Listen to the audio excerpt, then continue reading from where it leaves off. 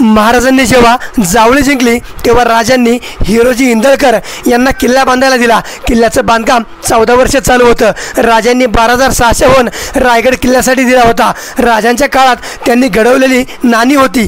पहिला होता होन, त्याला सुवर्ण होन असं बोलायचे। त्याचं वजन होतं 1.4 ग्रॅम ते 2.4 ग्रॅम ह्याच्यामध्ये। दुसरं होतं शिवराई, ती होती तांब्याची। आणि तिसरा पैसा होता डोबळी पैसा। त्यावेळी त्यातला शिवराई आहे ना, त्या एका शिवराईवर एक बैलगाडी भरून धान्य मिळायचं। आणि 100 होन जर एखाद्या माणसाला दिलं तर तो माणूस फितूर व्हायचा, कारण त्याची किंमत त्या काळी करोडच्या घरात होती। असे आपल्या राजांनी 12,600 होन किल्ला बनवायला दिले होते। म्हणजे त्यावेळी विचार करा, करोडोमध्येच रायगड हा किल्ला बनला होता।